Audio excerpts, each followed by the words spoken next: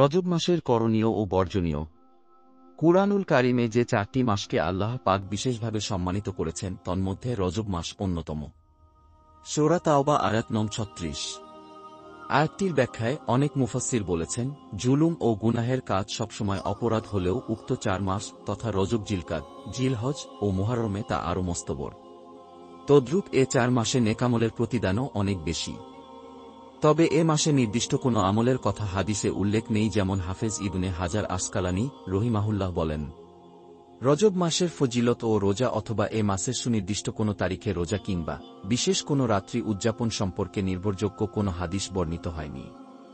সুতরাং 12 মাসের ফজিলত বা এ জাতীয় বইপুস্তকে এ মাস সম্পর্কে যা বলা হয়েছে তা সঠিক নয়। তবে কেউ কেউ এই হাদিস থেকে উদ্ভাবন করে বলেছেন, এ মাসে অনির্দিষ্টভাবে কিছু দিন রোজা রাখা মুস্তাহাব। এছাড়া কিছু সাহাবা ও সালাফের মতে এ মাসে ওমরা পালন করা মুস্তাহাব।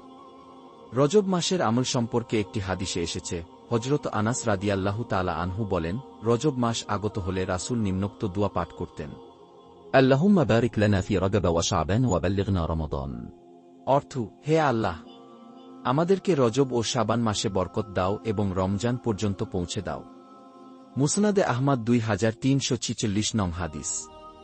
হাদিসটির সনদ যদিও দুর্বল, কিন্তু ইবনুল আত্তার রাহিমাহুল্লাহ ও আল্লামা তাহের পাটনি রাহিমাহুল্লাহ হাদিসটি উল্লেখ করার পর বলেন, ফাজাইলে আমলে দুর্বল হাদিস মতে আমল করা জায়েজ, অর্থাৎ ইমামদ্বয় সুস্পষ্টভাবে বলেছেন, এ হাদিসের সম্পর্ক যেহেতু আমলের ফজিলতের সাথে, কাজেই এটি দুর্বল হলেও আমলযোগ্য।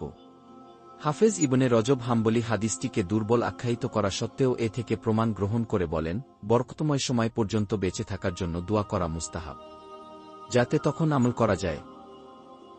এ মাসের বিদাত ও বর্জনীয় কাজ। আমাদের দেশে এলাকা ভেদে এ মাসে বেশ কিছু রসম ও বিদাত শরীয়তের নামে চালু রয়েছে। যেমন সালাতুর রাগায়েব তথা রজবের প্রথম বৃহস্পতিবার দিবাগত রাতে বিশেষ পদ্ধতিতে 12 রাকাত নামাজ আদায় করা। অথচ ইবনে রজব হাম্বলি রাহিমাহুল্লাহ বলেন, সালাতুর রাগায়েব ও এর ফজিলত সম্পর্কিত হাদিস মিথ্যা ও জাল। অধিকাংশ ওলামার নিকট এ নামাজ বিদাত। প্রখ্যাত ফকিহ ইবনে আবেদিন শামী রাহিমাহুমুল্লাহ বলেন, এ বিষয়ে যা কিছু বর্ণিত হয়েছে সবই জাল ও বানোয়াট। এভাবে শবে ইস্তেফতাহ নামে 14ই রজব দিবাগত রাতে 4 রাকাত নামাজ বিশেষ নিয়মে পড়ার যে বর্ণনা রয়েছে তাও বানোয়াট। ইবনে রজব রাহিমাহুল্লাহ বলেন, রজবের বিশেষ পদ্ধতির নামাজের কোনো বর্ণনাই প্রমাণিত নয়। শবে মেরাজ ও সংক্ষিপ্ত পর্যালোচনা। সাধারণ জনগণের মাঝে রজব মাসের সবচেয়ে প্রসিদ্ধ বিষয় হচ্ছে 27 তারিখ শবে মেরাজ, এবং কোনো পুস্তক পুস্তিকায়ও তা স্পষ্টভাবে লেখা রয়েছে। নিশ্চয় মেরাজ একটি রাসূল এর অন্যতম মহান মুজিজা। এতে কোনো সন্দেহ নেই, এর উপর বিশ্বাস রাখা প্রত্যেক মুসলমানের জন্য অপরিহার্য। তবে মেরাজ কোন মাসে কত তারিখে হয়েছিল সম্পর্কে কোনো বিশুদ্ধ বর্ণনা পাওয়া যায় না, বরং এ প্রসঙ্গে অনেক মতভেদ পরিলক্ষিত হয়। 1. মেরাজ নবুয়াত প্রাপ্তির পূর্বে সংঘটিত হয়েছিল, না পরে। 2. নবুয়াতের পরে হিজরতের কত বছর বা কয় মাস পূর্বে। তৃতীয়ত, কোন মাসে?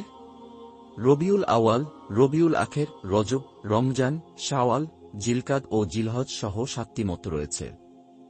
চতুর্থত, কত তারিখে? 17 অথবা 27 রবিউল আখের, 17 রমজান ও 27 রজব এর অভিমত পাওয়া যায়। এছাড়া কোন দিনের দিবাগত রাত, এতেও মতানৈক্য হয়েছে। পর্যালোচনা। হাফেজ ইবনে কাসির এবং ইবনে রজব প্রমুখ ওলামায়ে কেরাম বলেন, মেরাজ 27 রজব হওয়ার সূত্রটি বিশুদ্ধ নয়।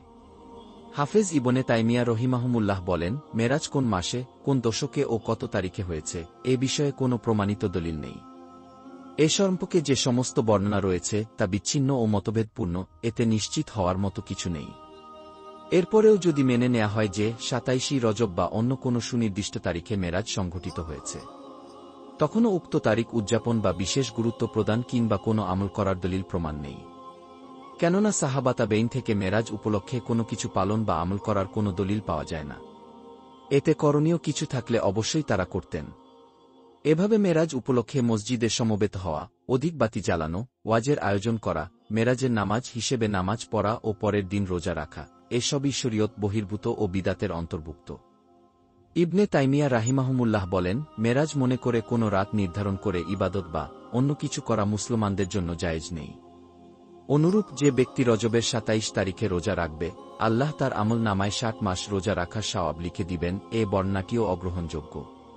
সার কথা, রজব মাস কুরআনে বর্ণিত ৪ সম্মানিত মাসের একটি, সুতরাং এর পুরোটাই বরকতময়। তাই এ মাসের সবকটি দিন ও রাতেই ইবাদত বন্দেগীর ব্যাপারে যত্নবান হওয়া চাই এবং বর্ণিত দুয়াটি পড়া যায়। আর কোনো নির্দিষ্ট রাতে বা দিনে বিশেষ আমল বা নামাজ, রোজা এবং রসম রেওয়াজ পরিত্যাগ করা অপরিহার্য। আল্লাহ তাআলা আমাদেরকে কুসংস্কার ও বিদাতকে ইবাদত মনে করে আমল করা থেকে হেফাজত করুন।